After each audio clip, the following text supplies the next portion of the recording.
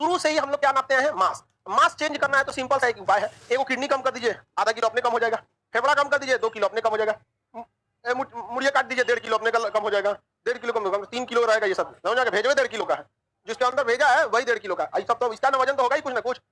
तो मास कभी भी कम नहीं हो सकता। मास कम करना है तो उसको कुछ काट कूट के क्या करना पड़ेगा? कम करना पड़ेगा, अदरवाइज में मास कम नहीं होता। तो हम सब जो है वो जिसे आप भार कहते हैं ना, आप 1 मिनट के लिए उसे भार ना करके उसे क्या समझिए? मास। द्रव्यमान उसी को कहा जाता है।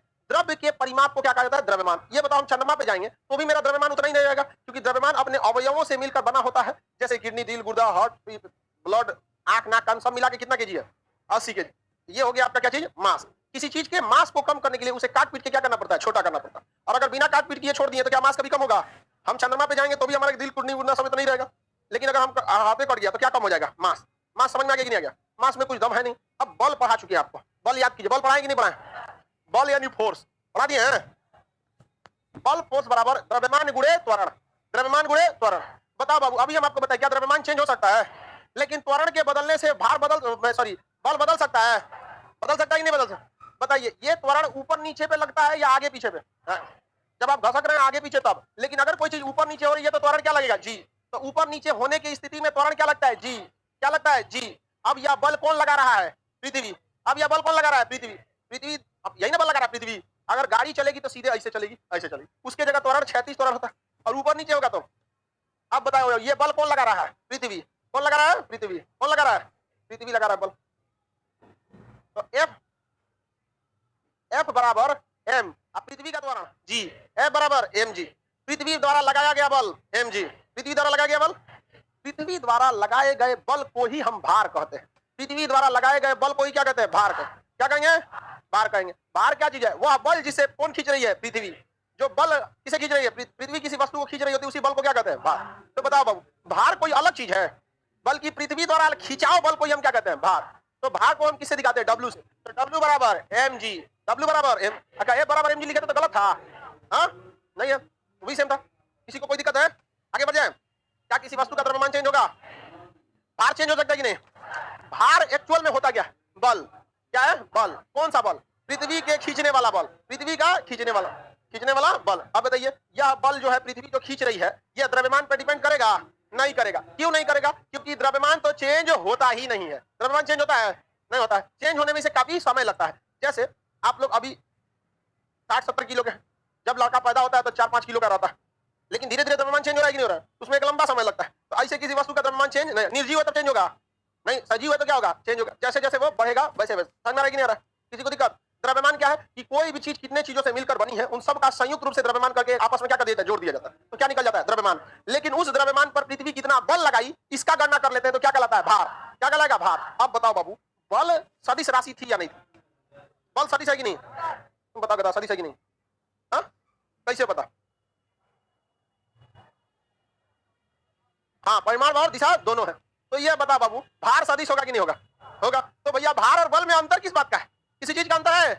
कोई अंतर नहीं। बताइए, अभी हम इसको ढकेलने के लिए जो बल इधर लगा रहे हैं वो क्या है? बल। F बराबर m इंटू ए। लेकिन अगर छोड़ दे इसको तो नीचे गिरेगा।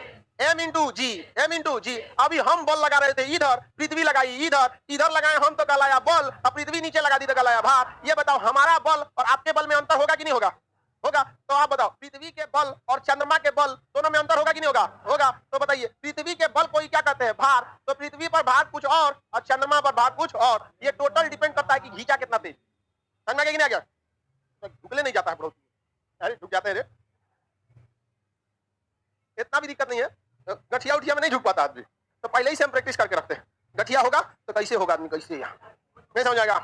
तो कुछ साल में बाल पक जाएगा, इतना छोटा एक बैग ले लेंगे, इसमें दाब देंगे, और कोई छाता, चश्मा, और उसके बाद अगर कोई लेट आया ना, छतवे से पहुंच देंगे। नहीं समझना? टकला उकला के छतवे पे मार देंगे।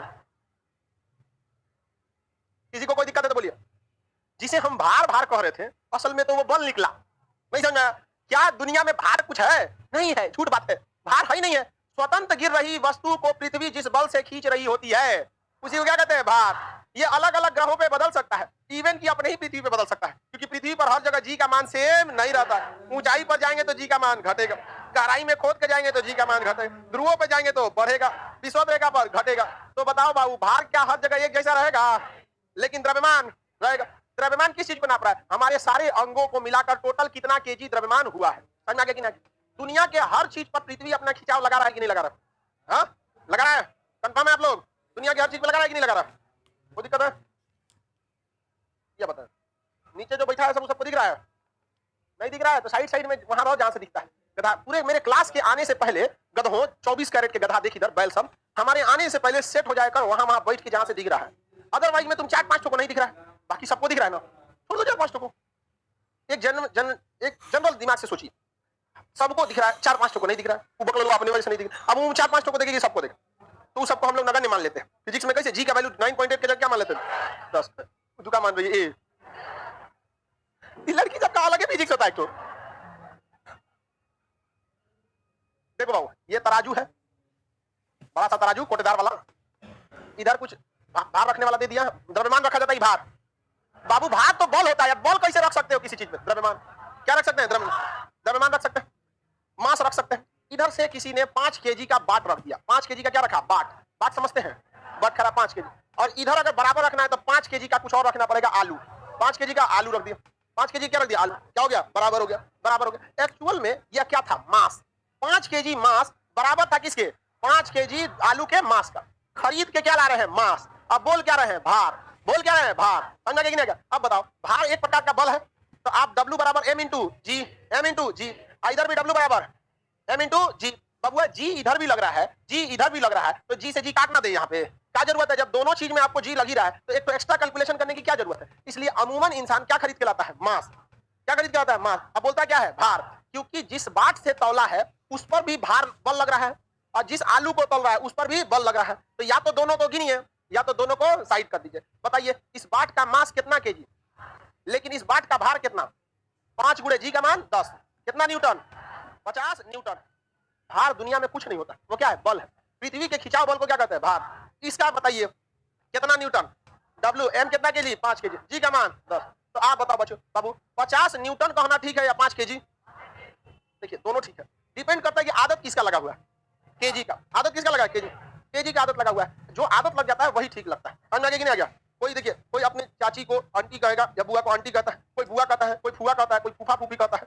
आदत किस चीज का लगा है? बस वही सही है। कोई अपनी माता जी को सीधा माँ बोलता है, कोई मम्मी, कोई अम्मी, कोई मातोश्री, माई। वो कह रहा है हम पापा बोलते हैं, तो तुम मम्मी पापा को क्या बोलता है? तो और खतरनाक निकला, फिजिक्स से उलाट दिया वो। बता पूरा कर हम पापा बोलते हैं।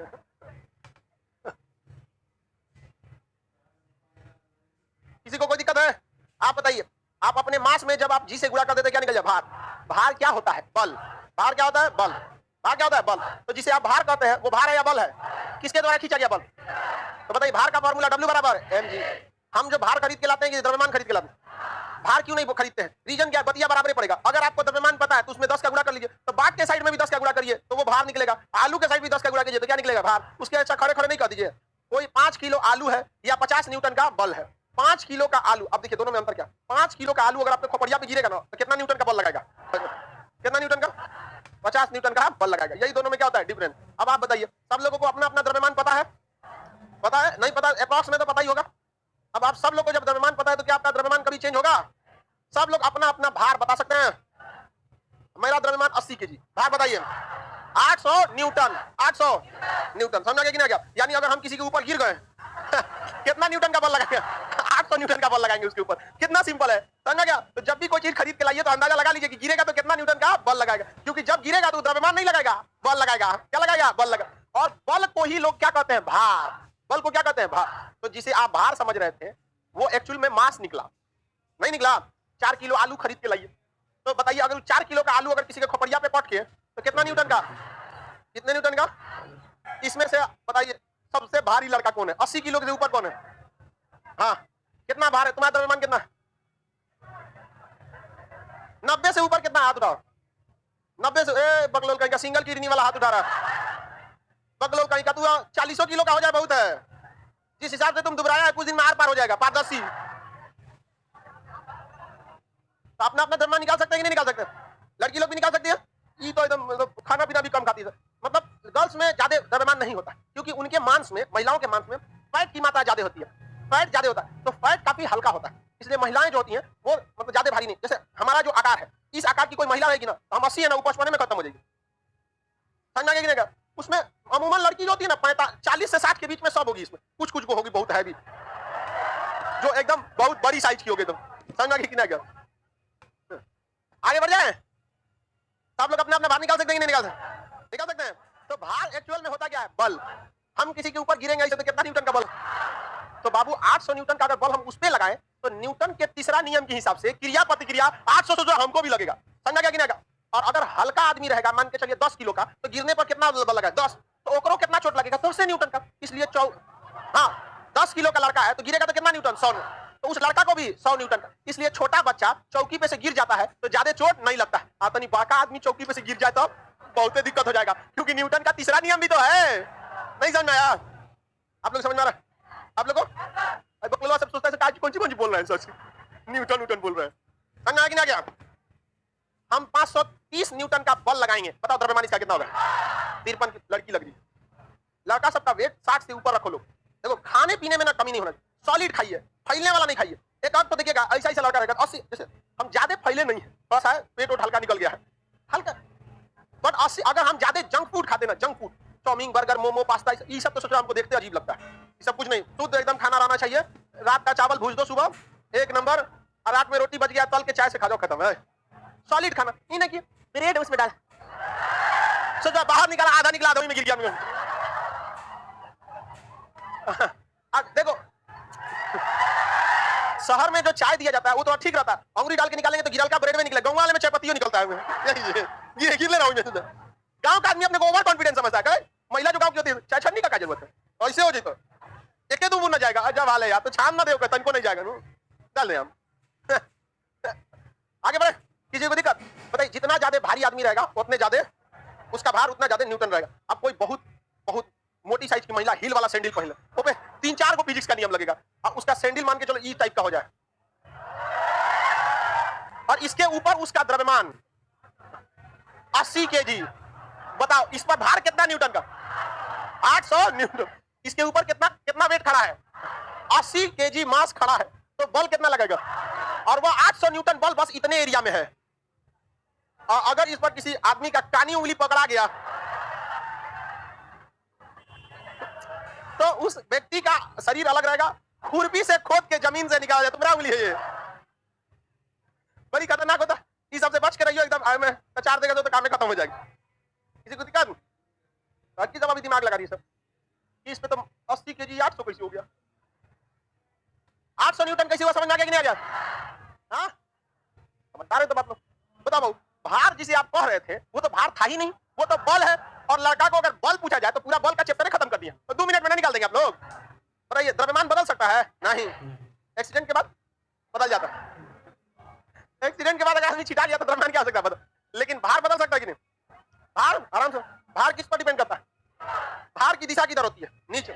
भार की दिशा, द्रव्यमान कभी भी चेंज होगा? बताइए ध्यान से।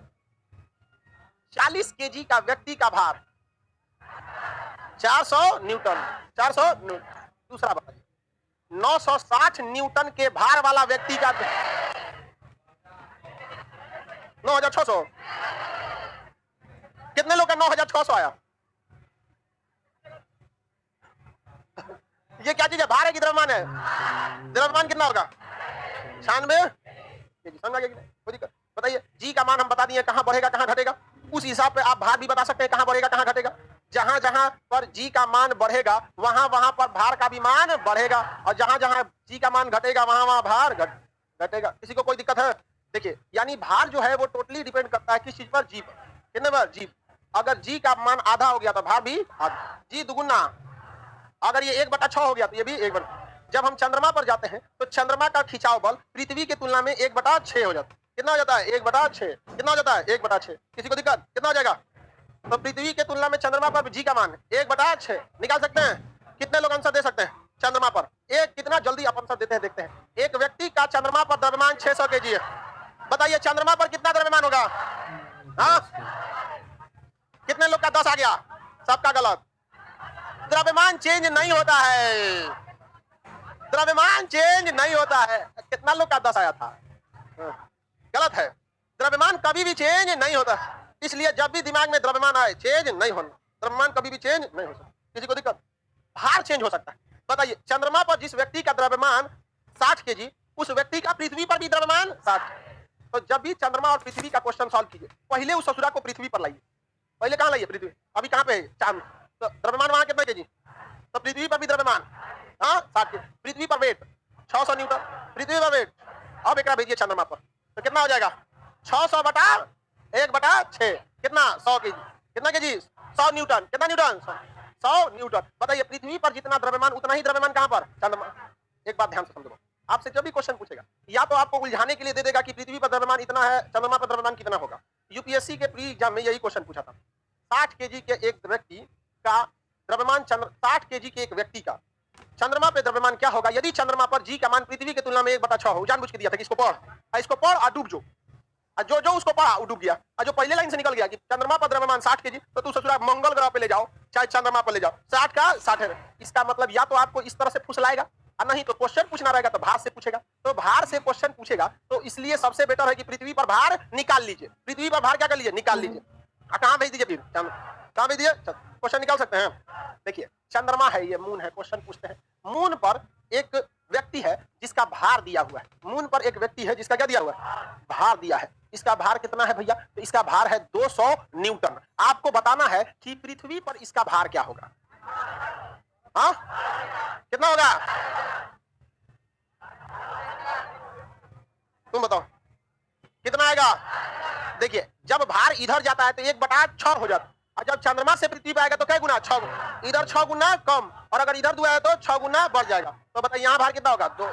200 गुणे 6 कितना? 1200। कितना न्यूटन? कितना न्यूटन? 1200 न्यूटन। अब थोड़ा सा इसमें सबसे टफ टाइप का जो पूछेगा वो हम आपको बताते हैं। देखिए, सबसे टफ टाइप का कैसे पूछेगा। कुछ इसमें टॉप कौन सी होता है? 2 तो चीजें W = mg। में कौन सी टॉप होता है? एओ में टॉप हो तो दिक्कत है ना है। ये मून है, ठीक है, मून। इस पे देगा आपको कोई वैल्यू दे देगा। जैसे भार दे दिया यहां पर 300 न्यूटन, कहेगा कि द्रव्यमान यानी मास बताइए कितना होगा।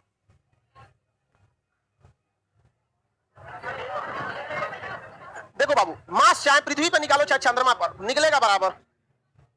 इसको बताइए आप लोग, हम समझ जाते हैं।